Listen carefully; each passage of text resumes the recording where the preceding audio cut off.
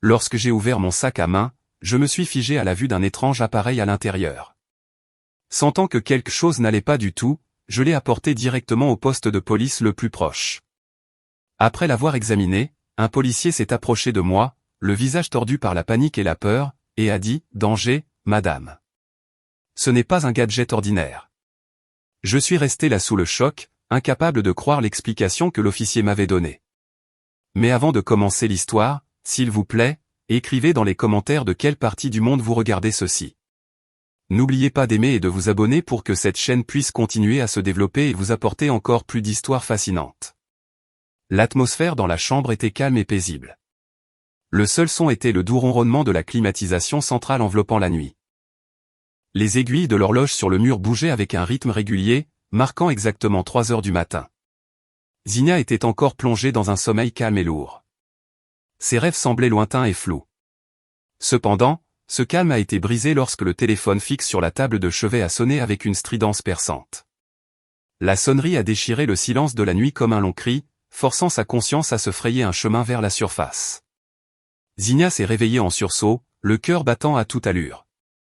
Elle cligna des yeux, essayant de rassembler les morceaux de son âme encore éparpillés dans le monde des rêves. Sa main tâtonna dans l'obscurité à la recherche du combiné. Qui pourrait appeler à une heure aussi indue, pensa-t-elle avec appréhension. Les appels aussi tardifs n'apportaient jamais de bonnes nouvelles. D'une main tremblante, elle décrocha le combiné et le porta à son oreille. Sa voix paraissait rauque lorsqu'elle salua la personne à l'autre bout du fil. C'était une voix d'homme, saisie par la panique et la hâte. Il dit qu'il était un voisin de sa mère, Eula, de la campagne. Sans tourner autour du pot, il annonça la nouvelle qui glaça le sang de Zinnia dans ses veines. Il lui dit que sa mère, Eula, avait soudainement perdu connaissance et se trouvait dans un état critique. Le souffle de Zinnia se coupa. L'image du visage de sa mère, âgée maintenant et vivant seule là-bas, envahit instantanément son esprit. Des larmes montèrent à ses yeux. La peur de perdre la personne qu'elle aimait le plus lui serra la gorge jusqu'à ce qu'elle ne puisse plus respirer. L'homme au téléphone l'exhorta à venir immédiatement car l'état de sa mère s'aggravait de seconde en seconde. Zinnia lâcha le combiné, qui retomba en place avec un bruit sourd et sec. Elle se tourna vers l'autre côté du lit king size et secoua le corps de son mari, Tyrone, qui dormait le dos tourné vers elle. Tyrone, hurla-t-elle son nom avec désespoir. Tyrone s'étira lentement et ouvrit les yeux avec un regard légèrement agacé, mais serein. Zinnia, entre deux sanglots et d'une voix brisée, expliqua que sa mère était mourante et qu'elle devait rentrer à la maison immédiatement. Elle s'attendait à ce que Tyrone saute du lit, se prépare et attrape les clés de la voiture pour l'emmener, comme tout mari solidaire le ferait. Cependant, la réaction de Tyrone fut totalement inattendue. L'homme s'assit sur le bord du lit, se frottant lentement le visage. Puis il regarda Zinnia avec une expression indéchiffrable. Il ne semblait pas alarmé du tout. Tyrone lui prit les épaules et essaya de la calmer d'une voix douce mais ferme. Il dit qu'il aimerait beaucoup l'accompagner, mais qu'aujourd'hui était un jour crucial pour sa carrière. Il lui rappela l'importante réunion avec le conseil d'administration qui avait lieu cet après-midi même. Cette réunion déterminerait l'avenir de l'entreprise et la position de Tyrone en son sein. S'il ne se présentait pas, des années d'efforts partiraient en fumée, et il pourrait tout perdre. Zinnia se tut en entendant les explications de son mari. Un pincement de déception lui traversa le cœur. Dans un moment aussi critique, elle avait désespérément besoin de soutien, mais elle savait aussi à quel point Tyrone travaillait dur pour maintenir leur style de vie confortable. Zinnia était une épouse conciliante et essayait toujours de comprendre la position de son mari. À contre-cœur, elle ravala sa fierté. Elle dit qu'elle comprenait et qu'elle irait seule. Tyrone hocha la tête, disant que c'était la meilleure option. Il lui demanda de se préparer rapidement pendant qu'il faisait chauffer la voiture et emballait tout ce dont elle avait besoin pour le voyage afin qu'elle n'ait à se soucier de rien. Zinnia se précipita dans la salle de bain pour se laver le visage, gonflé par les pleurs. L'eau froide sur sa peau l'aida à réfléchir un peu plus clairement. Bien que l'anxiété concernant l'état de sa mère domine ses sentiments, elle s'habilla avec des vêtements confortables et s'attacha les cheveux rapidement mais proprement. Il n'y avait pas de temps pour se regarder dans le miroir. Son esprit s'envolait déjà vers la maison de sa mère à la campagne, à des centaines de kilomètres de la ville où elle vivait. Elle priait intérieurement, suppliant Dieu de protéger sa mère jusqu'à son arrivée. Pendant ce temps, en bas, Tyrone semblait occupé entre la cuisine et le garage. Il prit l'un des sacs de voyage de Zinnia et commença à y mettre diverses choses. Il y mit une bouteille d'eau minérale, quelques sandwichs et un paquet de mouchoirs. Ses mouvements étaient calmes et méthodiques, pas comme ceux de quelqu'un dont la femme subissait une tragédie. Après avoir emballé la nourriture, Tyrone prit une petite boîte dans un tiroir caché de son bureau. Il regarda la boîte un instant avec une expression glaciale, puis la glissa profondément dans le sac de Zinnia. Au fond, caché sous les plis d'une veste de rechange, il ferma hermétiquement la fermeture éclair du sac et le porta à la voiture. Zinnia descendit les escaliers en hâte. Elle vit Tyrone debout près de la voiture, le moteur ronronnant déjà doucement. Tyrone ouvrit la porte à Zinnia et plaça le sac qu'il avait préparé sur le siège passager. Il la regarda avec une expression qui semblait pleine d'inquiétude. Il lui demanda d'être prudente sur la route, de ne pas faire d'excès de vitesse et de le prévenir dès son arrivée. Zinnia hocha la tête. Les larmes montèrent à nouveau. Elle se sentait coupable de devoir laisser son mari seul pour s'occuper de la maison, mais son inquiétude pour sa mère était bien plus grande. Zinnia donna un baiser à Tyrone, demandant une bénédiction pour que son voyage se passe bien. Tyrone l'embrassa sur le front, un baiser qui semblait normal, mais qui, pour Zinnia, était une source de force. Zinnia monta dans la voiture et boucla sa ceinture. Elle prit une profonde inspiration, essayant de calmer les battements de son cœur, qui s'emballaient toujours. Tyrone ferma la portière et lui fit signe de partir. La voiture recula lentement pour quitter leur luxueuse allée de banlieue. Lorsque la voiture commença à s'éloigner de la cour, Zinnia regarda dans le rétroviseur. Elle vit la silhouette de Tyrone debout sur le porche faiblement éclairé. Son mari ne rentra pas directement à l'intérieur. Il restait droit, regardant la voiture de Zinnia s'éloigner. De loin, la silhouette du visage de Tyrone était floue. Zinnia ne pouvait pas voir clairement l'expression de son mari, mais quelque chose lui donnait un mauvais pressentiment.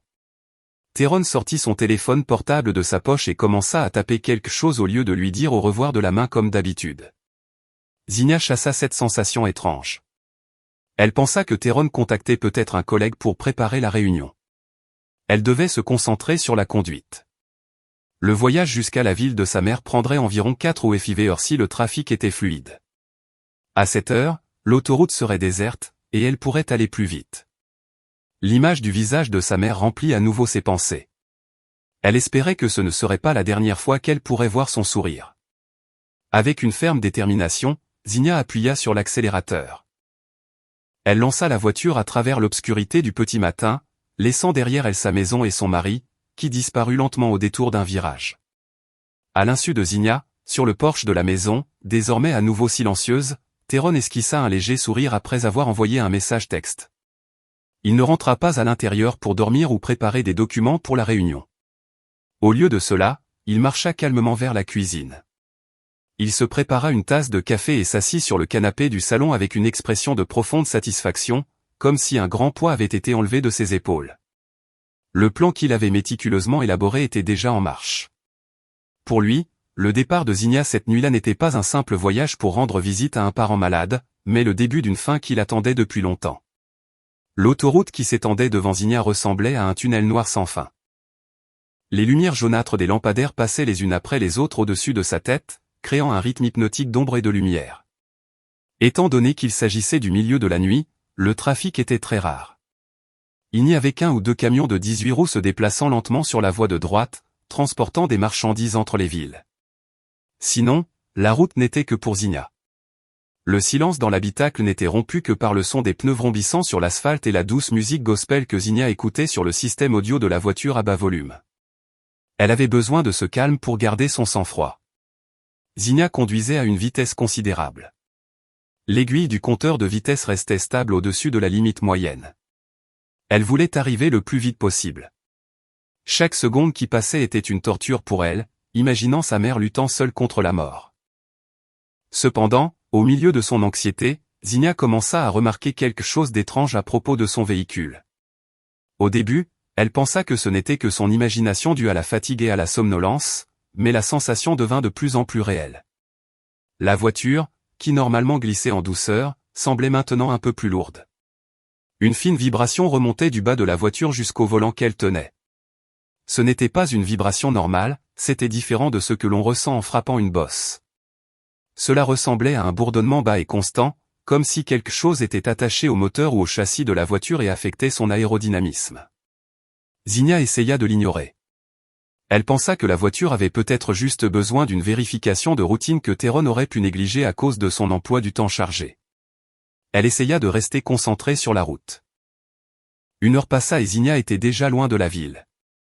L'obscurité des deux côtés de l'autoroute devenait plus dense, dominée par des bois et des champs qu'on ne pouvait pas voir. Soudain, l'indicateur d'essence sur le tableau de bord clignota en orange. Zinnia fronça les sourcils. Elle se souvenait qu'avant hier, Tyrone lui avait dit qu'il avait fait le plein. La voiture consommait elle autant, ou Tyrone avait-il oublié de le faire? Zinnia ralentit. Elle ne pouvait pas risquer de tomber en panne d'essence au milieu d'une autoroute déserte comme celle-ci.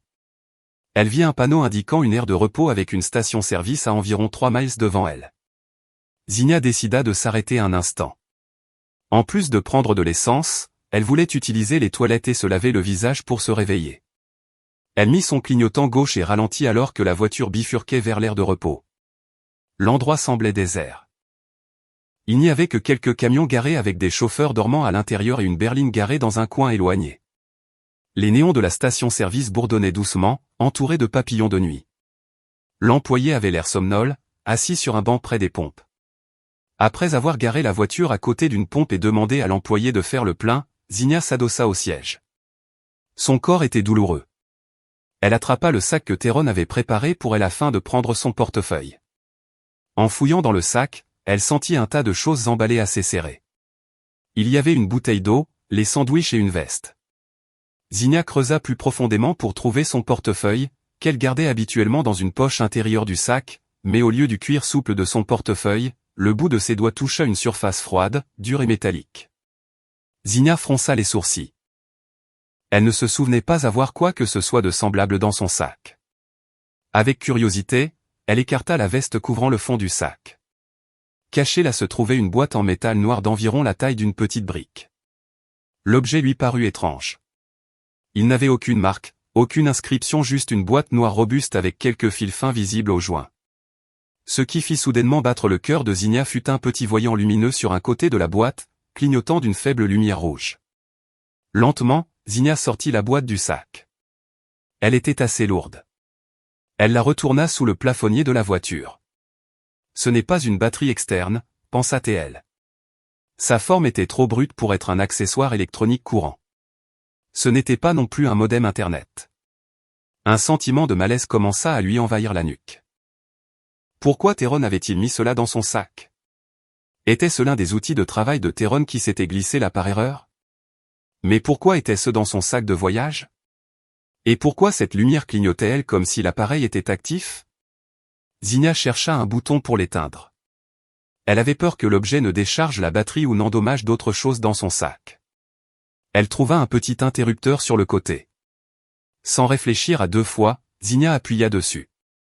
Cependant, au lieu de s'éteindre, le voyant lumineux, qui clignotait auparavant lentement en rouge, passa soudainement au jaune et commença à clignoter à un rythme plus rapide. Un bip doux et rythmé se fit entendre. Bip. Bip. Le son ressemblait au compte à rebours d'une horloge numérique. Un frisson glacial parcourut son corps tout entier depuis le bout de ses doigts. Son instinct hurlait que quelque chose n'allait pas, vraiment pas. Elle se souvint des films d'action qu'elle avait regardés avec Tyrone sur des traceurs ou même des choses plus dangereuses, mais c'était le monde réel, et elle n'était qu'une simple femme au foyer. Il était impossible qu'il y ait un objet comme celui-ci dans son sac. Elle essaya de chasser ses mauvaises pensées, mais le tremblement de peur ne disparaissait pas. Elle regarda l'employé de la station-service qui fermait son bouchon de réservoir devant la fenêtre.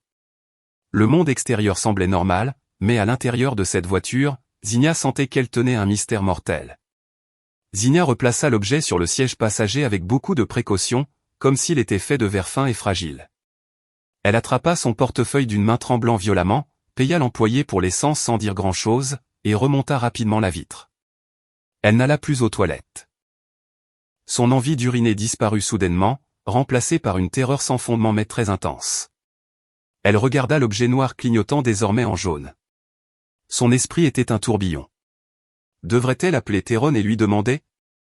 Mais une petite voix en elle le lui interdisait. L'image du visage de Tyrone sur le porche, ce sourire indéchiffrable, et sa décision de ne pas l'accompagner voir sa mère. Toutes les pièces du puzzle tournaient dans la tête de Zinnia. Si Tyrone avait mis cet objet, et qu'il semblait dangereux, alors appeler Tyrone n'était peut-être pas une bonne idée.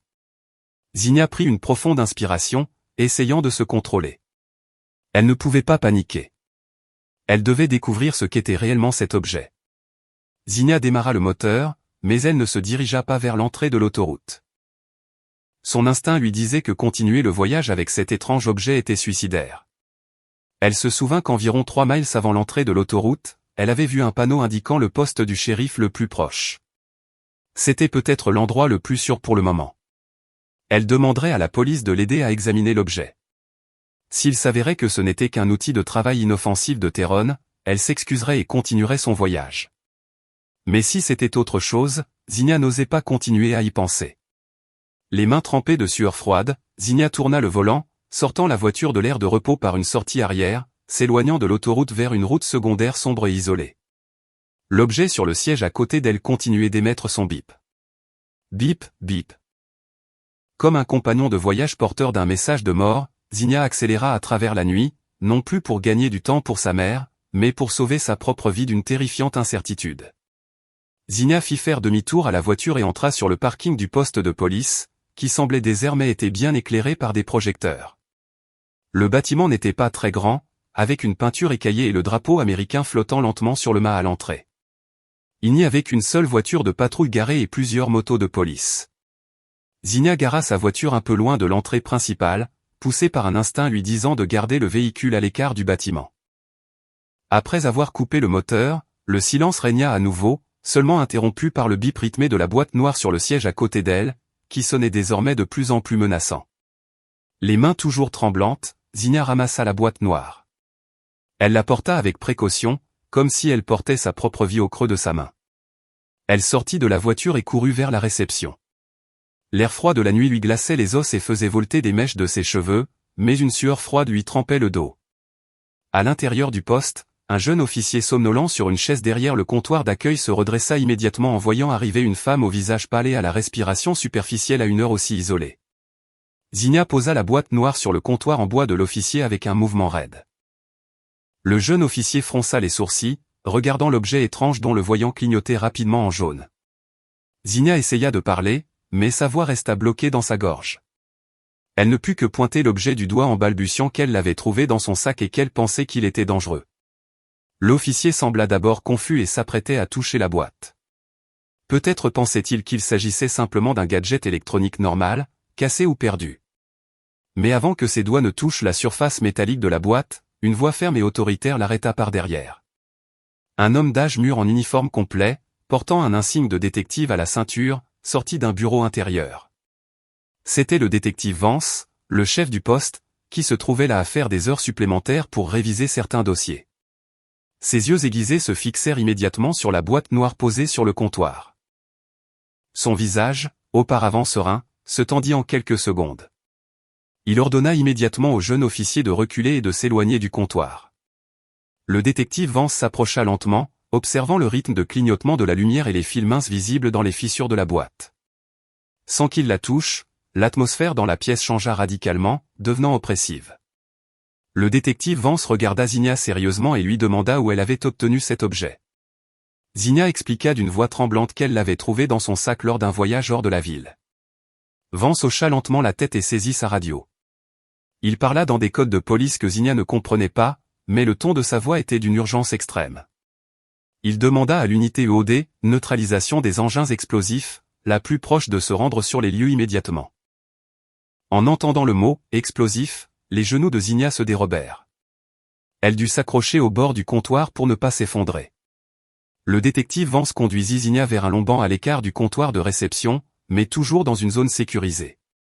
Il demanda à tous les officiers présents de dégager la zone d'entrée et de verrouiller temporairement les portes du poste. Il expliqua à Zinnia, sur un ton essayant d'être aussi calme que possible pour qu'elle ne panique pas, que l'objet qu'elle avait apporté n'était pas la bombe elle-même, mais un détonateur ou un déclencheur à distance très sophistiqué. Ce type d'appareil était généralement assemblé par des professionnels, pas par des amateurs. Le policier vétéran continua son explication, ce qui glaça le sang de Zinnia. Il pointa du doigt le voyant lumineux clignotant. Selon ses observations, l'appareil était équipé d'un capteur de vitesse et d'un accéléromètre.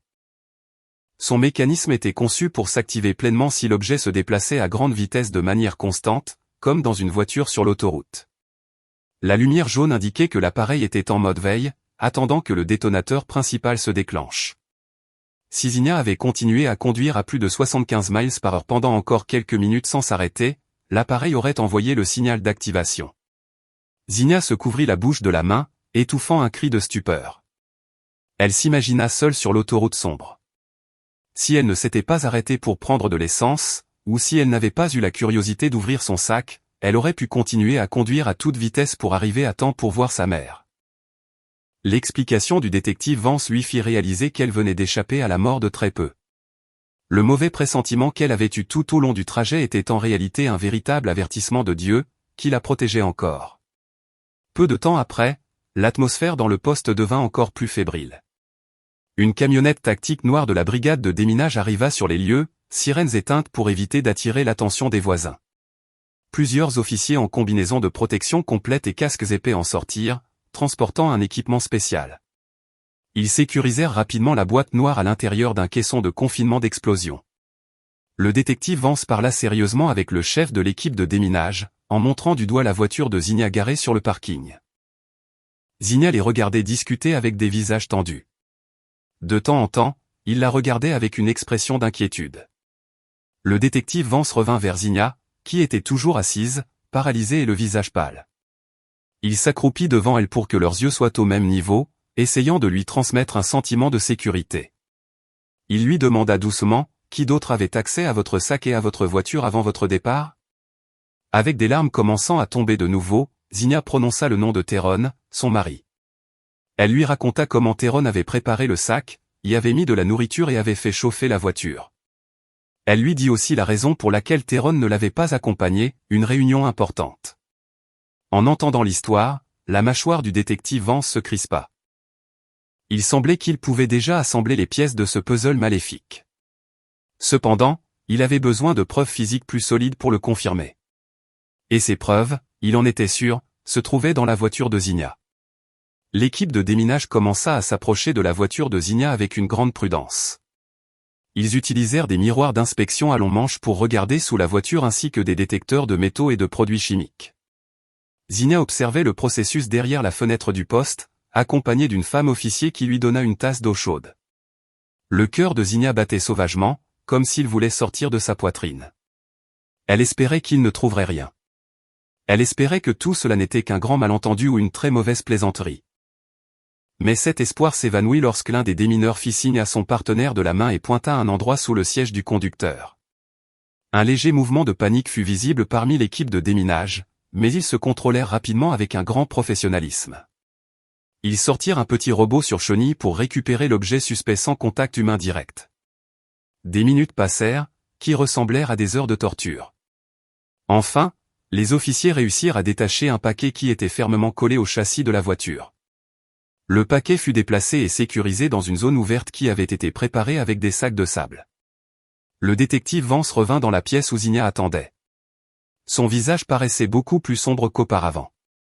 Il s'assit à côté de Zinnia et soupira profondément avant de parler. D'une voix grave, il communiqua un fait qui brisa l'âme de Zinnia. L'équipe de déminage avait trouvé 4 livres d'explosifs plastiques C4. L'explosif était placé de manière très professionnelle et précise juste sous le siège de Zinnia. La bombe était connectée à un système de réception sans fil dont la fréquence correspondait au détonateur qui se trouvait dans le sac de Zinnia. Zinnia sentit son monde s'effondrer. Elle ne pouvait plus retenir ses pleurs. Son corps tremblait violemment. L'image de son corps pulvérisé sur l'autoroute tournait dans sa tête. Elle ne pouvait pas croire que la voiture qu'elle utilisait habituellement pour emmener les enfants à l'école du dimanche ou pour faire les courses avait été transformée en cercueil roulant par la main de quelqu'un. Et cette personne était très probablement son propre mari, l'homme qu'elle aimait et respectait depuis des années. La douleur de cette trahison était bien plus pénible que la peur de la mort elle-même. Le détective Vance laissa Zinnia pleurer un moment pour évacuer. Puis il posa une nouvelle question pour vérifier quelque chose d'important. Il l'interrogea sur la raison pour laquelle Zinnia était partie cette nuit-là. Zinnia lui parla de l'appel l'informant que sa mère était gravement malade. Le détective Vance, avec son instinct de détective aiguisé, sentit immédiatement que quelque chose ne collait pas. Il demanda à Zina d'essayer d'appeler sa mère, là, à l'instant même en utilisant le téléphone du poste pour confirmer son état réel. Zina hésita d'abord parce qu'il était encore tôt le matin, mais elle obéit les mains tremblantes. Elle composa le numéro de téléphone de la maison de sa mère à la campagne. La sonnerie retentit plusieurs fois. Le cœur de Zina battait fort, craignant que personne ne réponde ou qu'elle ne reçoive d'autres mauvaises nouvelles. Cependant, après la 4e sonnerie, un « allô » se fit entendre avec la voix rauque typique de quelqu'un qui vient de se réveiller. C'était la voix de sa mère. Elle semblait en bonne santé, calme et un peu confuse. Zina fondit en larmes en entendant sa mère. Ella fut surprise d'entendre sa fille pleurer et lui demanda ce qui n'allait pas. Zina demanda « Maman, est-ce que tu es malade ?» Ella gloussa, disant qu'elle était en parfaite santé, qu'elle venait de se lever pour ses dévotions matinales et que rien n'allait mal. Le téléphone tomba des mains de Zina, pendant au bout du fil. Elle regarda le détective Vance avec un regard vide. Sa mère allait bien. L'appel de ce matin était un mensonge. La voix paniquée du voisin était fausse. Tout était une mise en scène pour faire paniquer Zina, la forçant à conduire seule au milieu de la nuit, émotionnellement dévastée et à toute vitesse sur l'autoroute, pour que la bombe explose. Tyrone avait tout planifié avec un détail et une cruauté extrême. Il voulait que Zina meure dans un accident qui semblerait tragique mais plausible pour que personne ne soupçonne quoi que ce soit. Le détective Vance emmena ensuite Zina dans son bureau. Il lui montra son écran d'ordinateur. L'unité de cybercriminalité de la police, agissant rapidement, avait déjà réussi à obtenir des données initiales sur les antécédents de Tyrone. L'écran affichait des données financières terrifiantes. Tyrone croulait sous des centaines de milliers de dollars de dettes provenant d'une escroquerie à l'investissement à laquelle il avait secrètement participé. Tous ses actifs commerciaux étaient hypothéqués, et le plus douloureux était une police d'assurance vie au nom de Zina avec une couverture fantastique qui venait d'être approuvée et activée il y a 3 jours. La clause principale était un versement intégral si l'assuré décédait dans un accident de la route. Zina regarda l'écran avec des yeux vitreux. Toutes les pièces du puzzle s'assemblaient maintenant pour former une image monstrueuse. La gentillesse de Tyrone ces derniers temps, le sac préparé, la voiture chauffée et l'excuse de la réunion importante, tout cela faisait partie d'un plan de meurtre pour l'argent. Son mari ne voulait pas seulement la tuer, il voulait échanger sa vie contre de l'argent pour couvrir sa propre avidité et son échec. Zina avait la nausée. Son amour sincère avait été payé par un poison mortel. Au milieu de son cœur brisé, le détective Vance fixa Zina. Il dit qu'il ne pouvait pas laisser Tyrone s'en tirer comme ça. La loi devait s'appliquer et Zina devait obtenir justice. Mais pour arrêter Tyrone avec des preuves irréfutables, ils avaient besoin de la coopération de Zina. Le détective Vance lui demanda si elle était prête à faire quelque chose de risqué, mais qui permettrait de piéger Tyrone à son propre jeu. Zina essuya ses larmes brusquement. Son visage, auparavant plein de peur, devint lentement froid et dur. Son regard, autrefois doux, s'aiguisa, reflétant une forte détermination. Elle regarda le détective Vance et hocha la tête fermement. Elle n'était plus une victime faible. Elle était prête à se battre. L'atmosphère dans le bureau du détective Vance devint encore plus oppressive, comme si l'oxygène de la pièce s'épuisait lentement, remplacé par un nuage dense nommé réalité amère. Zina se tenait raide sur une chaise en face du bureau du policier vétéran. Ses mains se serraient l'une contre l'autre sur ses genoux jusqu'à ce que ses articulations deviennent blanches. Les larmes avaient séché sur ses joues, laissant une trace collante qui rendait sa peau tendue. Cependant, ses yeux reflétaient maintenant un regard différent. Si auparavant ils étaient pleins de la peur et de la confusion d'une épouse terrifiée, ils commençaient maintenant à se remplir d'un vide glacial, un vide créé lorsque la confiance est pulvérisée. Le détective Vance posa une tablette électronique sur la table, la faisant glisser lentement vers Zina avec un geste hésitant. L'homme d'âge mûr semblait réticent, comme s'il savait que ce qu'il allait lui montrer était le dernier clou dans le cercueil de Zina. Il expliqua que l'unité de cybercriminalité n'avait pas seulement trouvé les données sur la dette et l'assurance, ils avaient également intercepté les communications numériques de Tyrone au cours des dernières heures. La police avait besoin de surveiller l'activité de Tyrone pour voir s'il y avait d'autres complices impliqués dans le plan de meurtre, et de cette interception, un autre fait non moins répugnant avait émergé. Zina baissa les yeux, se préparant à regarder l'écran brillant de la tablette. Là, une capture d'écran d'une conversation textuelle entre le numéro de Tyrone et un contact nommé « client VIP » s'affichait. Cependant, le contenu de la conversation n'avait rien à voir avec les affaires. Le langage utilisé était très intime, plein de petits noms et d'émojis de cœur qui soulevaient le cœur de Zinnia. Le vrai nom du propriétaire du contact, selon le traçage de la police, était Soraya. Zinnia connaissait ce nom. Soraya était l'une des collègues de Théron, une femme de carrière dont Théron louait souvent l'intelligence devant Zinnia. C'était une femme qui était venue chez eux plusieurs fois pour des questions de travail, et que Zinnia avait accueillie avec gentillesse, cuisinant même pour elle à l'occasion. L'index de Zinnia tremblait tandis qu'elle faisait défiler l'écran, lisant les messages échangés un par un. Les messages avaient été envoyés juste au moment où Théron avait dit à Zinnia de partir pour la campagne. Théron avait écrit un message disant « Le paquet a été envoyé », faisant référence au fait que Zinnia était déjà partie. La réponse de Soraya fit bouillir le sang de Zinnia. La femme demandait d'un ton mielleux « Quand pourrons-nous être libres et profiter de l'argent de ce grand projet ?» Théron répondit avec la douce promesse qu'après l'annonce de la tragédie le lendemain matin, il réserverait immédiatement des billets pour des vacances en Europe le mois prochain pour célébrer leur liberté financière et leur nouveau statut.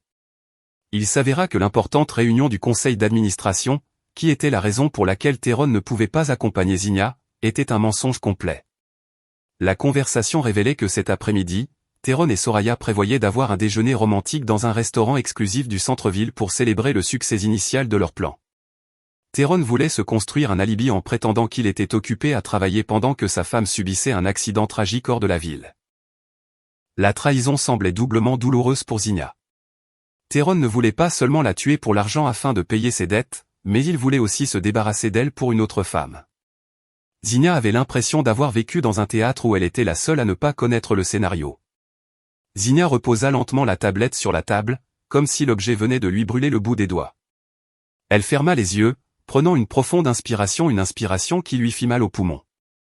L'image du visage de Théron, souriant doucement tout en lui donnant de l'argent pour les courses ou en lui disant qu'elle était belle, se transformait maintenant en le visage d'un monstre terrifiant. Tous les beaux souvenirs de leurs années de mariage semblaient s'effacer, remplacés par un dégoût profond. Elle se sentait stupide. Comme elle avait été naïve de faire entièrement confiance à cet homme, de le servir et de prier pour lui dans chaque prière, alors qu'il planifiait sa mort si froidement à côté d'une autre femme. Le détective Vance observa attentivement le changement d'expression de Zinnia. En tant que policier traitant des affaires criminelles depuis des décennies, il savait que ce moment était un tournant pour une victime. C'était le moment où la tristesse se transformait en colère, et la colère, si elle était canalisée correctement, était l'arme la plus puissante. Vance dit d'une voix basse mais ferme que Zinnia avait deux options. La première option était que la police puisse arrêter Théron immédiatement avec les preuves de tentative de meurtre. Théron irait en prison, mais le processus judiciaire serait long, et il pourrait engager un avocat coûteux pour réduire sa peine, affirmant qu'il n'y avait pas eu de victime. La deuxième option, continua Vance, était de jouer le jeu de Théron. Il lui ferait croire que son plan avait fonctionné. Il créerait l'illusion que Zinnia était réellement morte. De cette façon, Théron se sentirait invincible. Il baisserait sa garde, et c'est alors qu'il commettrait des erreurs fatales qui deviendraient des preuves irréfutables devant le tribunal. La police voulait attraper Théron non seulement en train de planifier le crime, mais au moment où il essaierait de profiter des fruits de son crime, y compris le moment où il tenterait de toucher l'argent de l'assurance. Ce serait la preuve définitive de fraude et de meurtre prémédité qui le ferait pourrir en prison à vie. Zinnia ouvrit les yeux. Il n'y avait plus de larmes. Son regard était désormais froid, aussi calme que la surface d'un lac profond, mais avec un fort courant sous-jacent. Elle se souvint du visage de sa mère, restée au pays, qui avait failli perdre sa fille unique. Elle se souvint comment elle avait failli mourir absurdement sur une autoroute déserte. La douleur dans son cœur s'endurcit lentement jusqu'à devenir une détermination d'acier. Elle ne voulait pas que Théron passe seulement quelques années en prison pour ensuite recouvrer la liberté. Elle voulait que Théron connaisse la ruine totale. Elle voulait que son mari ressente la chute depuis le sommet le plus élevé dont il avait rêvé. Zinnia fixa le détective Vance et hocha lentement la tête. Elle choisit la deuxième option. Elle était prête à servir d'appât. Soudain, le téléphone portable de Zinnia sur la table vibra brièvement. L'écran s'alluma, affichant une notification d'un message entrant de Théron, « Mon amour ». Le cœur de Zinnia battit fort, un mélange de haine et de peur. Le détective Vance lui fit signe de ne pas encore toucher au téléphone. Il lut le message à distance sans le déverrouiller. Le message disait « Bébé, chérie, pourquoi ne m'as-tu pas donné de nouvelles ? Où es-tu ? Je m'inquiète. J'ai un mauvais pressentiment. C'était un message qui semblerait très affectueux pour un étranger. Cependant, pour Zinnia et Vance, qui connaissaient la vérité, le message paraissait terrifiant. Tyrone vérifiait la position de sa cible. Le détective Vance réfléchit un instant, élaborant une stratégie. Il dit à Zinnia qu'il ne devait pas répondre au message. Laisser le message non lui rendrait Tyrone de plus en plus anxieux et curieux. Si Zinnia répondait, Tyrone saurait qu'elle était toujours en vie et qu'elle avait le téléphone. Le silence était la meilleure arme en ce moment. Il devait laisser Tyrone spéculer. La bombe avait-elle explosé? Le signal était-il perdu? L'incertitude commencerait à dévorer lentement le calme de Tyrone. Zinnia obéit à l'ordre, laissant le téléphone là où il était. Cela la dégoûtait de voir le nom, Tyrone, mon amour, sur l'écran de son téléphone. Elle voulait vomir toute sa rage, maudire Tyrone au téléphone, mais elle se retint de toutes ses forces. Elle réalisa qu'à partir de ce moment, la vieille Zinnia, l'épouse soumise et douce, devait mourir pour que la nouvelle Zinnia puisse survivre. Elle devait être une meilleure actrice que son mari. Elle devait être forte, non pour elle-même, mais pour la justice et pour sa mère, qui ne savait rien au pays. Le détective Vance appela ensuite plusieurs de ses officiers. Il commença à répartir les tâches rapidement et efficacement. Une équipe serait chargée d'emmener Zinnia dans une maison sécurisée, un lieu sûr que personne ne pourrait traquer. Une autre équipe, composée de la police scientifique et de l'escouade de déminage, serait chargée d'emmener la voiture de Zinnia dans une case spéciale pour la faire sauter de manière contrôlée. Il devait créer une scène de crime fausse mais convaincante. La voiture devait être détruite comme si elle avait explosé suite à un accident sur l'autoroute. Les débris deviendraient la preuve de la fausse mort de Zinnia. Zinnia écouta le plan attentivement. Elle demanda doucement si elle pouvait regarder sa voiture exploser. Le détective Vance hésita d'abord, craignant que cela ne lui cause un traumatisme, mais voyant le regard déterminé de Zinnia, il finit par accepter. Peut-être que pour Zinnia, voir la voiture détruite serait un acte symbolique de libération, le symbole de la destruction de son faux mariage. Le détective Vance ordonna à ses officiers de préparer un gilet pare-balles pour Zinnia, conformément à la procédure de sécurité standard. Puis ils se préparèrent à partir. La nuit avançait, mais pour Zinnia, ce n'était pas le moment de dormir.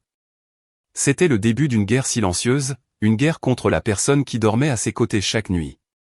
En quittant le bureau du détective Vance vers la voiture de police qui allait l'emmener, Zinnia regarda le ciel nocturne, sombre et sans étoiles. Elle se promit que Tyrone paierait cher pour chaque larme versée cette nuit-là, et qu'elle veillerait elle-même à ce que l'addition soit réglée en totalité. Un convoi de véhicules de police avança, brisant le silence de la nuit, vers une zone désolée et aride à la périphérie de la ville. Une voiture de patrouille ouvrait la marche sans sirène, seuls ses gyrophares brisaient l'obscurité. Au milieu, une dépanneuse spéciale transportait la voiture de Zinnia, qui contenait toujours la bombe. Et derrière, Zinnia était assise dans un véhicule tactique à côté du détective Vance et de deux officiers armés. Ils se dirigeaient vers une vieille carrière de calcaire abandonnée, un endroit que l'escouade de déminage utilisait pour les exercices de détonation ou pour détruire des explosifs datant de vieilles guerres. C'était loin de toute zone habitée, entouré de hautes falaises de calcaire qui étoufferaient le son et les vibrations de l'explosion. Pendant le trajet, Zinnia resta silencieuse, fixant le dossier du siège devant elle. Son esprit vagabondait. Elle se souvenait de cette voiture, une berline blanche que Tyrone lui avait achetée 3 ans auparavant comme cadeau d'anniversaire de mariage. Zinnia se souvenait de la joie qu'elle avait ressentie à ce moment-là. Elle se rappelait comment Tyrone lui avait remis les clés de la voiture avec un grand nœud rouge, en la serrant dans ses bras et en lui murmurant qu'il voulait qu'elle soit en sécurité et à l'aise lorsqu'elle voyageait. Quelle ironie! La voiture qu'il lui avait offerte pour des raisons de sécurité était devenue l'instrument pour mettre fin à ses jours. Ce cadeau était en fait un cheval de Troie abritant la mort. Chaque doux souvenir de cette voiture avait maintenant un goût de poison douloureux. En arrivant à la vieille carrière, l'atmosphère était morne et froide. Le vent de la nuit soufflait fort, soulevant de la poussière de craie. Les officiers installèrent rapidement des projecteurs portables qui éclairèrent la vaste zone centrale plate de la carrière. La voiture de Zinnia fut descendue de la dépanneuse avec une extrême prudence et placée au centre de la zone dégagée. L'équipe de déminage se mit au travail dans leur combinaison de protection intégrale. Ils n'allaient pas désamorcer la bombe, mais la faire détonner à distance, avec une configuration qui ferait ressembler l'explosion à un accident dû à une collision et à un incendie du réservoir d'essence, et non à une attaque terroriste. C'était important pour que le scénario de l'accident de la circulation soit accepté par le public et la compagnie d'assurance. Zinnia se tenait derrière une ligne de sécurité à environ 200 mètres de la voiture, protégée par un mur d'observation en béton. Le détective Vance était à ses côtés avec des jumelles. Avant la détonation, un officier demanda à Zinnia la permission de retirer de la voiture certains objets personnels qui pourraient devoir être sauvés ou, au contraire, laissés comme preuve. Zinnia remit son sac à main mais demanda à l'officier de laisser une de ses chaussures et une écharpe qu'elle gardait habituellement dans la voiture. Ces objets seraient retrouvés plus tard, carbonisés ou endommagés, pour renforcer l'identification confirmant que la victime était bien à l'intérieur de la voiture au moment des faits. Le processus de préparation fut long et tendu. Les officiers placèrent plusieurs mannequins de crash test sur le siège conducteur pour simuler le poids d'un corps humain. Ils pulvérisèrent également un peu de carburant supplémentaire autour de la voiture pour garantir un effet d'incendie spectaculaire après l'explosion. L'objectif principal était de carboniser le véhicule jusqu'à ce qu'il soit difficile à reconnaître, afin d'effacer toute trace du mécanisme de la bombe artisanale de Tyrone.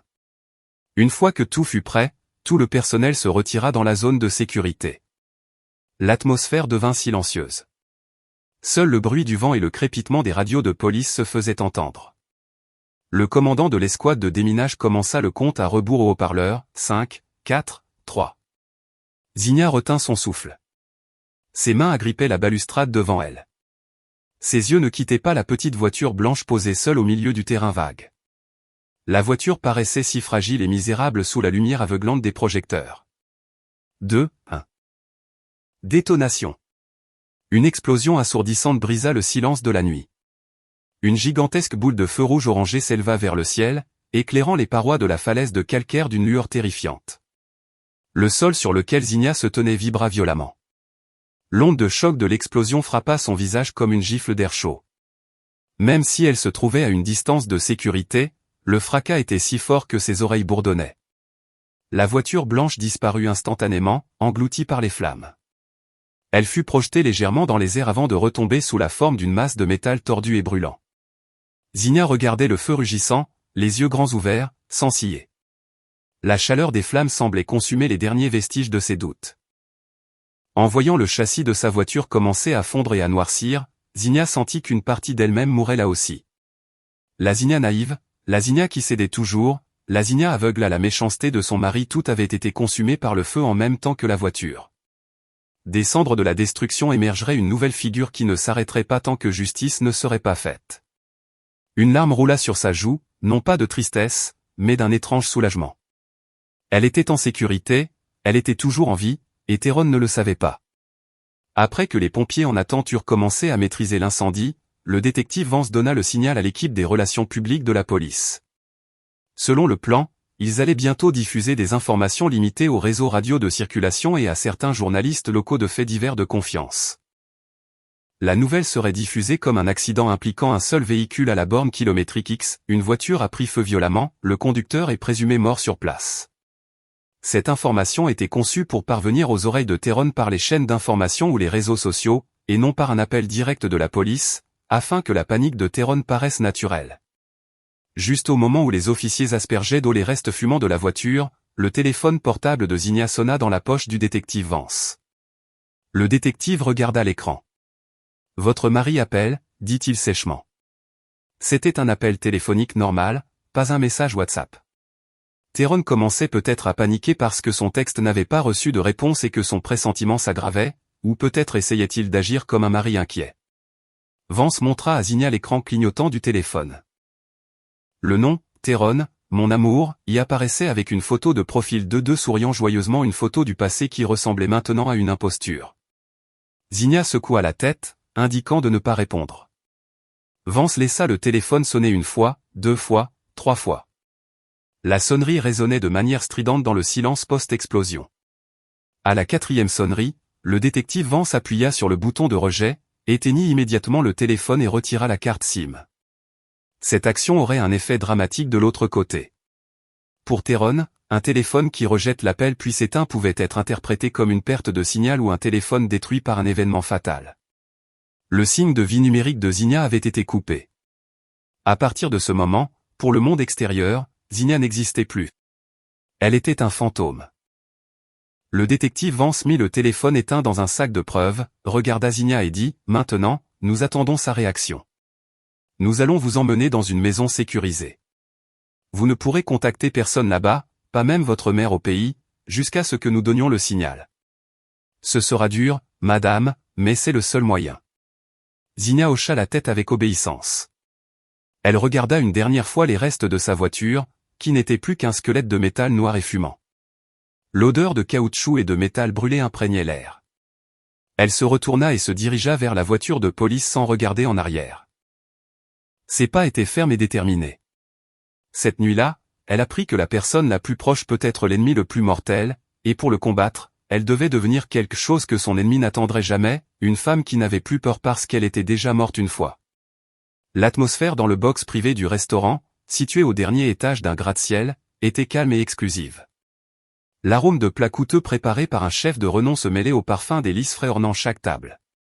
Dans l'un des coins les plus stratégiques, à côté d'une grande fenêtre offrant une vue sur l'agitation de la ville depuis les hauteurs, Tyrone était assis en face de Soraya.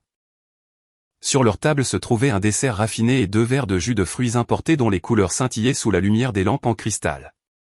Pour un observateur lointain, il ressemblait à une paire de partenaires commerciaux prospères profitant d'un déjeuner décontracté, ou peut-être à un couple bien assorti.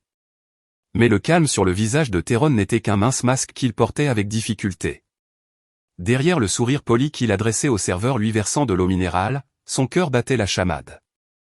Depuis ce matin, il n'avait pas cessé de regarder son téléphone portable, qu'il avait posé face contre table. Le dernier message qu'il avait envoyé à Zinnia n'avait jamais reçu de réponse. Ses appels ne passaient pas non plus. Cette incertitude le rendait agité. Son plan avait-il fonctionné ? La bombe avait-elle explosé conformément à ses calculs? Ou y avait-il eu un problème technique qui avait sauvé Zinnia et maintenant elle était sur le chemin du retour ou en train de le dénoncer à la police? Ses pensées sombres tournaient dans sa tête comme une toupie incontrôlable. Soraya remarqua l'anxiété de l'homme en face d'elle. Elle toucha doucement la main de Tyrone, lui donnant une petite pression destinée à le calmer, mais qui semblait exigeante. Chuchotant pour ne pas être entendue par les autres clients, Soraya lui demanda pourquoi il semblait si tendu. Elle lui rappela qu'ils devraient célébrer ce jour comme le début de leur nouvel avenir. Soraya pressa Tyrone de se détendre, car s'il continuait à regarder son téléphone avec un visage paniqué, les gens commenceraient à avoir des soupçons. Tyrone essaya de sourire, hocha légèrement la tête et prit une gorgée pour humidifier sa gorge sèche. Soudain, l'attention de tous les clients du restaurant se déplaça. Le grand écran de télévision au mur, qui ne diffuse normalement que des informations boursières ou des promotions de voyage sans le son, affichait maintenant un bandeau rouge frappant avec le texte « Flash Info » en bas. Le directeur du restaurant augmenta le volume de la télévision car la nouvelle diffusée était jugée importante et urgente. Tyrone se tourna avec raideur vers l'écran. Son cœur sembla s'arrêter un instant. À l'écran, un présentateur au visage sérieux rapportait un accident mortel sur l'Interstate 95 en direction du sud. La caméra passa ensuite à des images vidéo amateurs de la scène. L'image était tremblante et floue, mais assez claire pour montrer une berline blanche engloutie par d'énormes flammes sur le bas-côté. Une épaisse fumée noire s'élevait dans le ciel diurne. Le narrateur mentionna que la voiture avait explosé et brûlé violemment, vraisemblablement après avoir perdu le contrôle et percuté la glissière de sécurité, provoquant une fuite dans le réservoir d'essence. Il mentionna également que le conducteur, prétendument une femme, était décédé sur place, incapable de s'échapper. À cet instant, Tyrone sut qu'il devait commencer sa performance. C'était le moment qu'il avait répété devant le miroir maintes et maintes fois. Il laissa tomber son verre sur le sol exprès. Le bruit fort du verre brisé fit que tous les regards dans le restaurant se fixèrent sur lui. Tyrone se leva, le corps tremblant. Ses yeux étaient écarquillés, fixés sur l'écran de télévision. Il hurla de manière hystérique, prononçant le nom de Zinnia d'une voix rauque et pleine de désespoir. Il pointa l'écran du doigt, agissant comme s'il reconnaissait la plaque d'immatriculation de la voiture, qui était en réalité carbonisée et ne pouvait pas être vue clairement. Soraya, qui était également prête pour son rôle, se leva rapidement et serra Tyrone dans ses bras, faisant semblant de le calmer. Tyrone s'effondra sur le sol, pleurant et criant comme un mari qui vient de perdre la moitié de son âme. Plusieurs serveurs et autres clients les entourèrent rapidement avec des visages inquiets. Ils offrirent de l'aide, de l'eau et des mots de réconfort. Tyrone joua son rôle à la perfection. Il frappa le sol en divaguant sur combien il regrettait d'avoir laissé sa femme partir seule, sur combien il l'aimait. Intérieurement, Tyrone souriait malicieusement. Personne ne doutait de son chagrin. Son alibi se construisait solidement devant des dizaines de témoins. Après ce bref drame, Tyrone, soutenu par Soraya, quitta rapidement le restaurant. Ils se dirigèrent à toute allure vers l'hôpital de comté le plus proche du lieu de l'accident, où, selon les nouvelles, le corps de la victime avait été transporté. Pendant le trajet dans sa voiture de luxe, les pleurs de Tyrone cessèrent dès que la porte se ferma et que les vitres teintées les isolèrent du monde extérieur. Il s'essuya le visage avec une lingette humide, effaçant la trace de ses larmes de crocodile. Il se tourna vers Soraya et lui demanda d'un ton froid si elle s'était assurée que tous les documents de la police d'assurance étaient en sécurité et qu'il ne manquait rien. Soraya hocha la tête avec un sourire en coin, louant la performance de Tyrone qui, selon elle, méritait un prix. En arrivant à l'hôpital, l'atmosphère à la morgue était froide et sentait le désinfectant. Plusieurs officiers de police, dont le détective Vance en civil, étaient déjà là. Tyrone remit son visage de profond chagrin. Il marcha en trébuchant vers la table en acier, où reposait un sac mortuaire orange rigide. Le médecin légiste expliqua d'un ton compatissant que l'état du corps était regrettable, carbonisé au point d'être physiquement méconnaissable. Cependant, ils avaient trouvé des restes d'objets personnels, un morceau de tissu provenant d'une écharpe et une chaussure de femme qui avait survécu au feu. L'officier montra les preuves déjà placées dans un sac en plastique transparent. Tyrone regarda la chaussure partiellement fondue. Il la reconnut comme étant la chaussure de Zinnia. Il saisit le sac de main tremblante, le pressa contre sa poitrine et recommença à pleurer inconsolablement. Il cria le nom de Zinnia, demandant pardon et promettant qu'il prierait toujours pour elle. Le détective Vance observait chaque mouvement de Tyrone depuis un coin de la pièce, un regard perçant derrière ses lunettes de soleil. Il vit comment Tyrone jetait des coups d'œil occasionnels au personnel administratif de l'hôpital comme s'il était impatient d'en finir. Le comble de la bassesse de Tyrone survint lorsqu'ils lui demandèrent de signer une décharge pour l'autopsie et le formulaire pour la remise du corps. Tyrone soutint qu'il ne voulait pas que le corps de sa femme soit soumis à d'autres indignités puisqu'elle avait déjà assez souffert, et qu'il voulait l'enterrer dignement le plus tôt possible. Mais quand l'employé lui tendit le stylo, Tyrone murmura au clair avec un ton d'urgence qu'il essayait de déguiser en panique. Il demanda quand le certificat de décès officiel serait prêt, car il en avait besoin de toute urgence pour les formalités bancaires et pour clôturer les comptes de la défunte bien que ce qu'il cherchait réellement était la condition principale pour réclamer l'assurance. L'employé, qui avait également été briefé par la police, répondit que le certificat serait prêt le lendemain matin.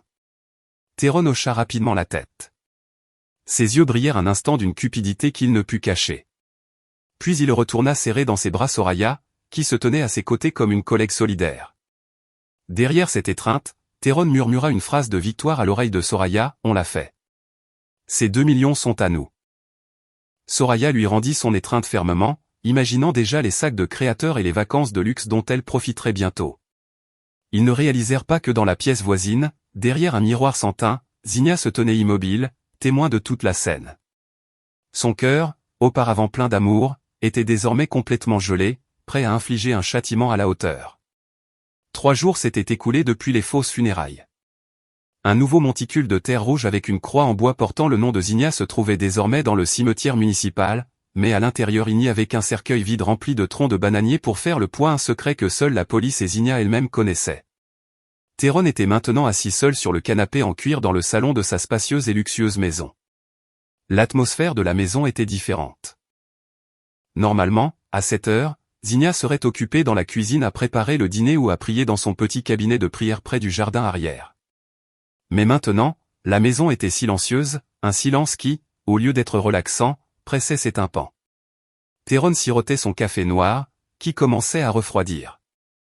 Sur la table devant lui étaient éparpillés des documents importants, la police d'assurance, le certificat de décès, le rapport de police du faux accident et une liste d'actifs qu'il pourrait liquider bientôt. Il se sentait au sommet du monde. La compagnie d'assurance l'avait déjà contacté, et le processus de réclamation avançait sans accroc. Ils avaient juste besoin d'une dernière réunion pour la remise symbolique et le transfert des fonds, prévu pour après-demain. Tyrone souriait largement, imaginant les zéros sur son compte bancaire, toutes ses dettes d'investissement payées, et le reste plus que suffisant pour vivre dans le luxe avec Soraya. Cependant, son sentiment de victoire commença à être perturbé par de petits détails étranges. Depuis son retour des funérailles l'après-midi précédent, il se sentait observé. Au début, il pensa que c'était juste l'effet de l'épuisement et une culpabilité subconsciente normale. Mais les perturbations devinrent de plus en plus réelles et physiques. Cet après-midi-là, lorsqu'il entra dans la chambre principale qu'il partageait avec Zinnia, il perçut une odeur très spécifique. C'était l'odeur du beurre de cacao et des gardénias, le parfum que Zinnia utilisait toujours après sa douche. L'odeur était si forte et fraîche qu'il semblait que Zinnia venait de passer à côté de lui quelques secondes auparavant. Théron se figea sur le pas de la porte.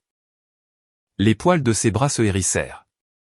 Il balaya la pièce d'un regard vide, fenêtre bien fermée, climatisation fonctionnant normalement. Il essaya de chasser sa peur par la logique. Peut-être qu'un peu du parfum de Zinnia s'était renversé ou persistait dans les rideaux. Il marcha rapidement et ouvrit grand les fenêtres pour dissiper l'odeur. Puis il vaporisa du désodorisant au citron en excès.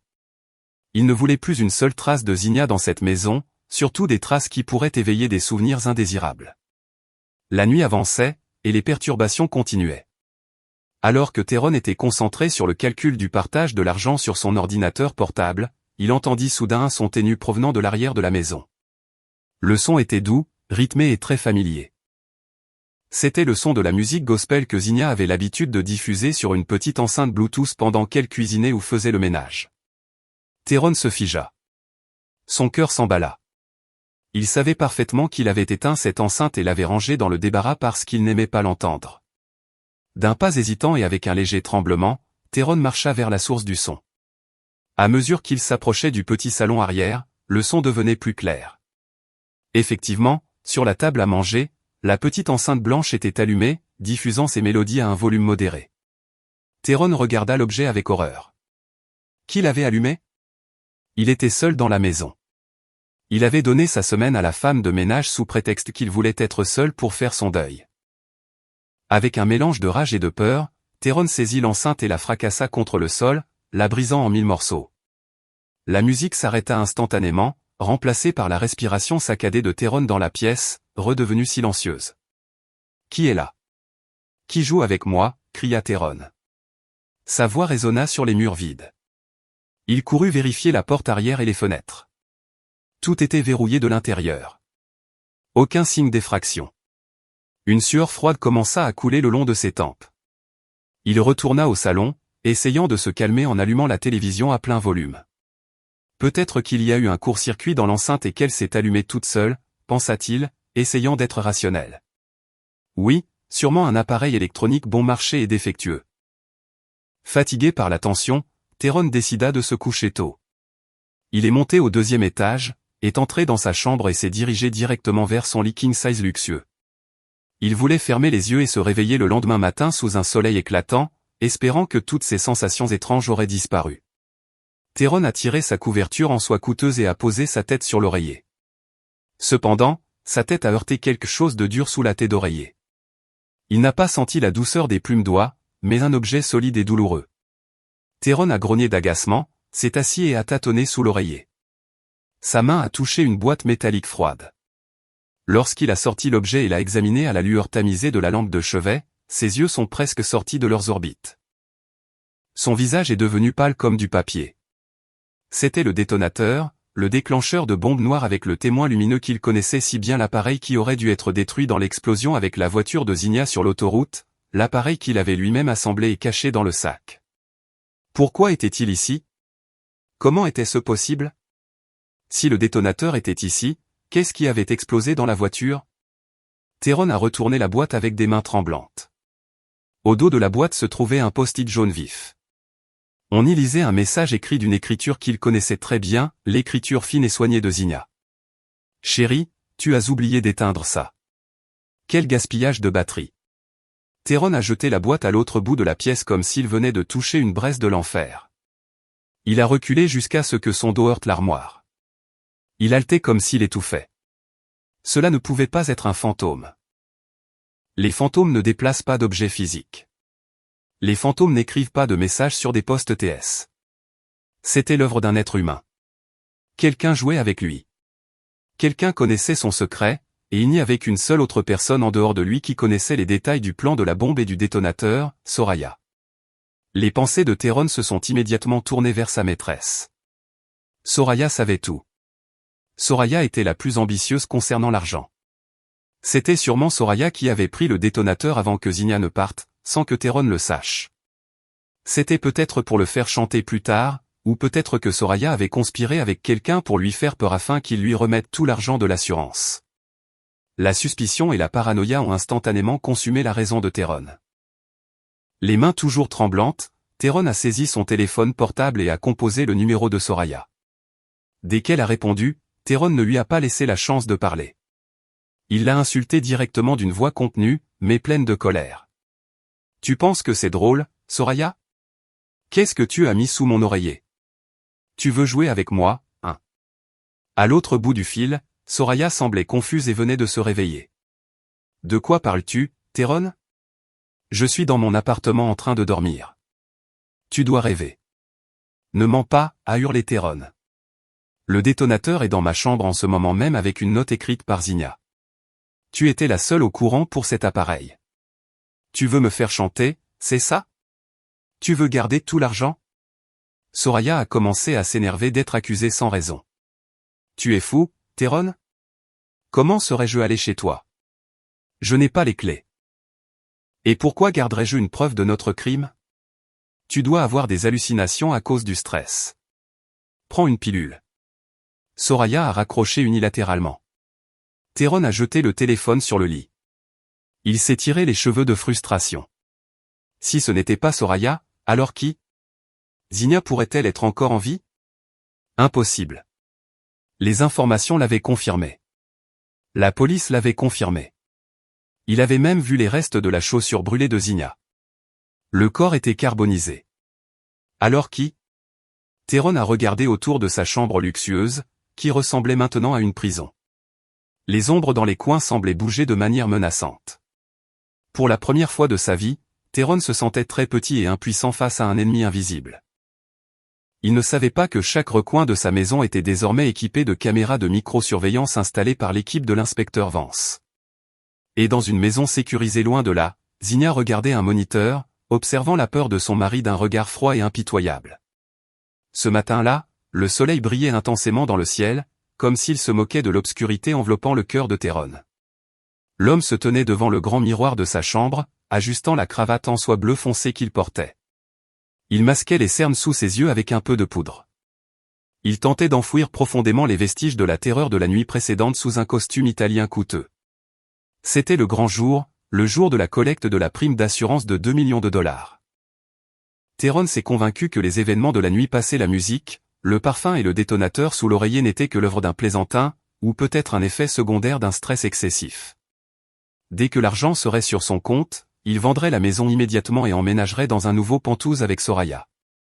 Il laisserait tous les mauvais souvenirs ici. L'argent est le remède le plus efficace pour toutes sortes de peurs, pensait Théron. Il est allé chercher Soraya dans le hall de son appartement. La femme était superbe dans une tenue formelle et sobre qui soulignait tout de même ses courbes, se faisant passer pour l'assistante personnelle de Théron. Ils n'ont pas beaucoup parlé dans la voiture. Il y avait une tension palpable dans l'air, un reste de la dispute téléphonique de la veille. Cependant, l'éclat de la promesse de millions de dollars les a poussés à accepter une trêve temporaire. Soraya a saisi le bras de Théron alors qu'ils entraient dans le gratte-ciel où se trouvait le siège de la compagnie d'assurance. Le bâtiment était imposant, avec des sols en marbre poli et des gens marchant d'un pas rapide et assuré. Théron se sentait à nouveau faire partie de cette élite, la classe des gagnants qui pouvaient tout faire et s'en sortir indemnes. Ils ont été reçus très poliment par la réceptionniste VIP et conduits directement dans une salle de conférence exécutive au dernier étage. La salle était très spacieuse, dominée par une longue table en acajou brillante et des chaises en cuir confortables. Un mur de verre d'un côté de la pièce offrait un panorama époustouflant de la ville. À l'intérieur de la salle, 3 hommes en costume attendaient déjà, se présentant comme le directeur des sinistres, le chef du service juridique et le notaire de la compagnie.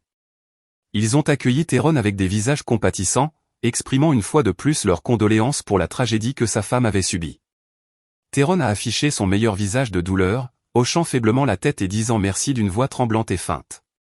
La réunion a commencé par les formalités.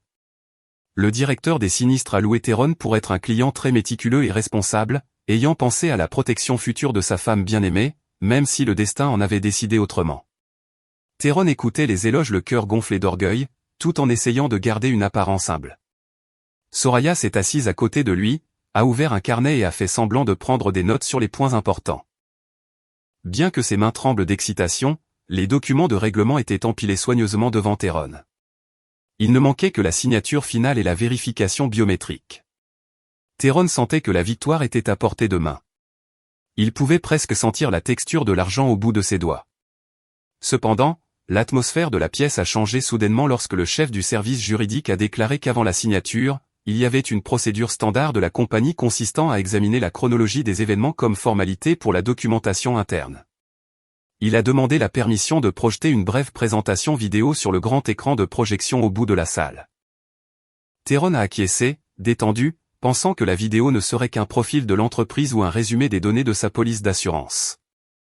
Les lumières de la salle se sont tamisées automatiquement et l'écran du projecteur s'est allumé d'un blanc éclatant. Théron s'est adossé confortablement dans sa chaise, prêt à passer cette formalité ennuyeuse en échange de son argent. La vidéo a commencé. Au lieu du logo de la compagnie d'assurance ou de graphique financier, l'écran a montré un enregistrement en noir et blanc granuleux. L'angle de la caméra venait d'en haut, se concentrant sur une large pièce remplie d'objets. Théron a froncé les sourcils, trouvant que l'endroit lui semblait familier. Son cœur a commencé à battre plus vite lorsqu'il a reconnu le sol carrelé et la disposition des armoires à outils. C'était le garage de sa maison. La date et l'heure dans le coin inférieur gauche de l'écran indiquaient 3 heures du matin, exactement la nuit de l'événement avant que Zinnia ne parte. Le souffle de Théron s'est coupé. Il s'est vu entrer dans le champ de la caméra. Sur la vidéo, on voyait Théron portant un t-shirt et un short, transportant une boîte à outils. Il s'est approché de la voiture blanche de Zinnia, puis s'est allongé sur le sol et s'est glissé sous la voiture, sous le siège du conducteur. La vidéo était d'une qualité suffisante pour montrer ce qu'il tenait.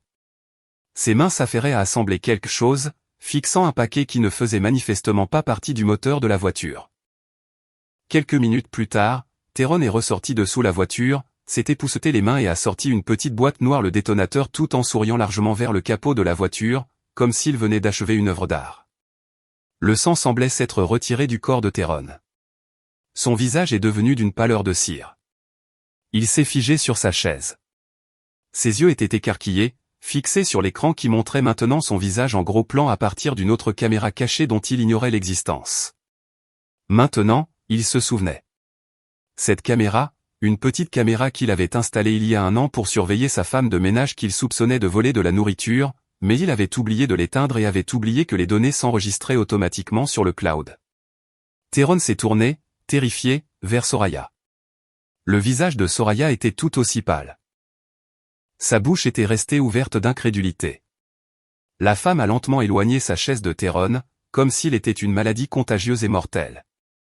Les cadres de l'assurance en face de lui ne souriaient plus aimablement. Leur visage était maintenant froid, dur et plein de jugement. Le directeur des sinistres, qu'il avait précédemment loué, le regardait maintenant avec mépris. Il n'y avait plus de mots de condoléances. Le silence dans la pièce était assourdissant. Seul le bourdonnement du projecteur se faisait entendre, diffusant encore et encore la preuve du crime de Théron. Théron a essayé d'ouvrir la bouche pour nier, pour hurler que c'était une vidéo manipulée, un deepfake, mais il n'avait plus de voix. Sa gorge s'est serrée sous l'effet d'une peur réelle.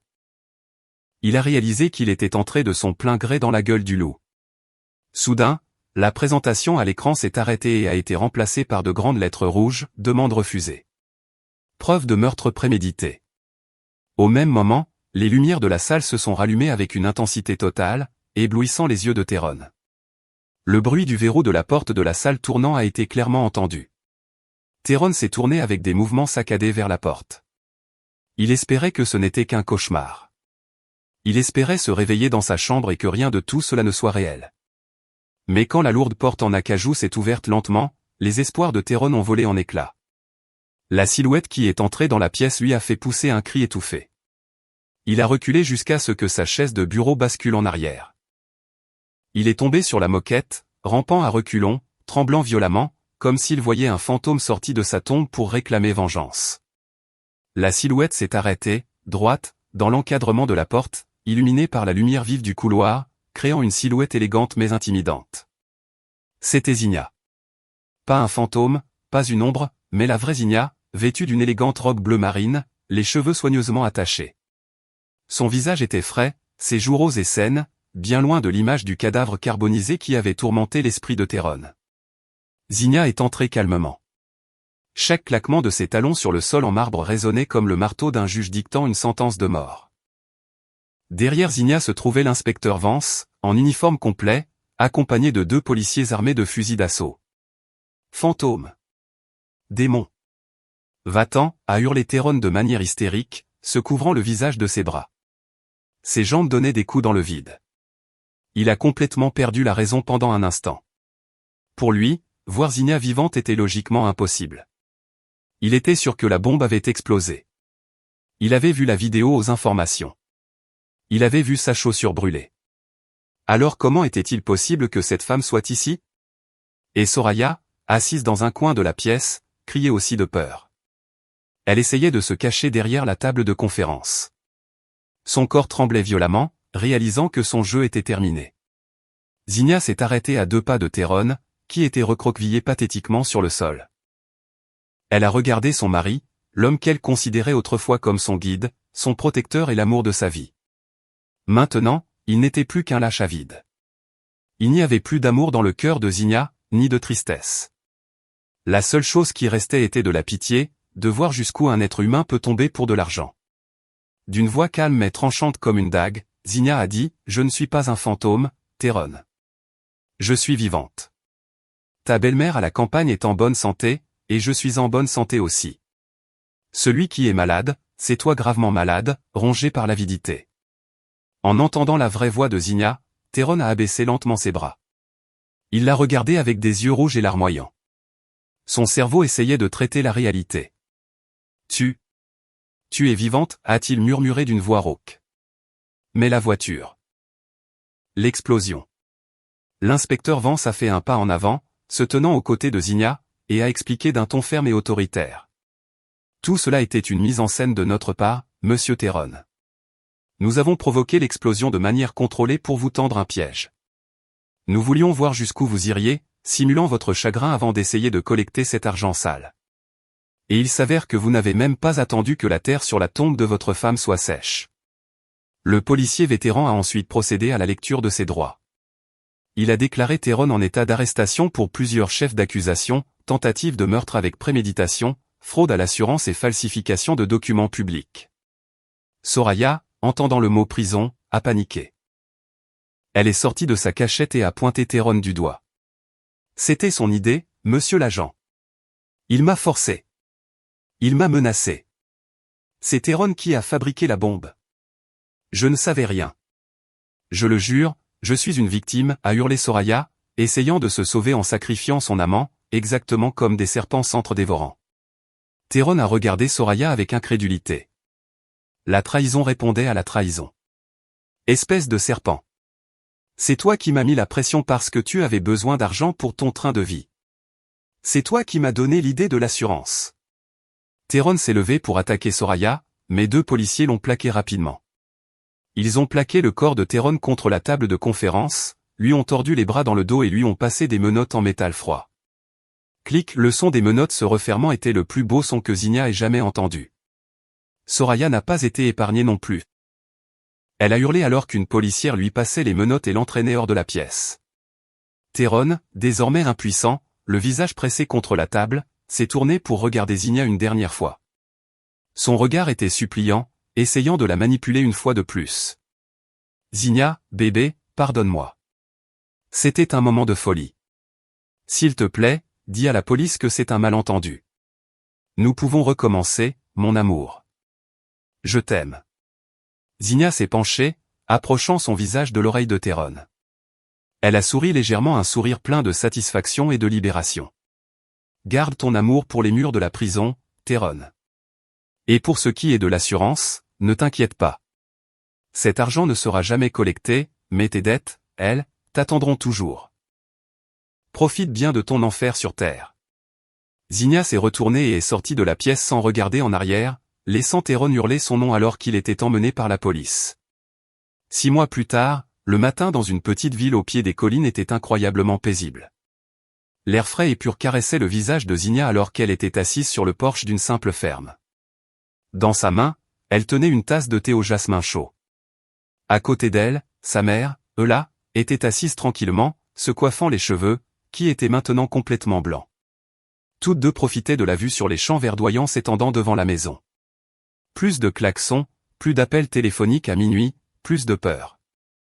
Zina a pris son téléphone et a ouvert une application d'actualité nationale. Le titre principal ce jour-là montrait les visages de Théron et Soraya en combinaison orange.